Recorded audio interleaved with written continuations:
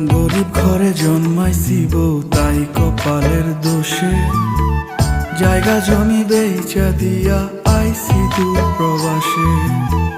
বিদেশেতে কর্ম কইরা আনমু অনেক টাকা, ওরা কপাল জোড়া লইব ঘুরবে ভাগ্যের চাকা।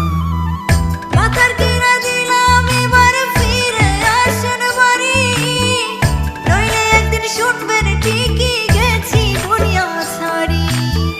সত্যি কথা বলছি রে বউ, জানতে যদি চাস বলবো শুধু বাইচায় আছি হইয়া জিন্দা লাশ।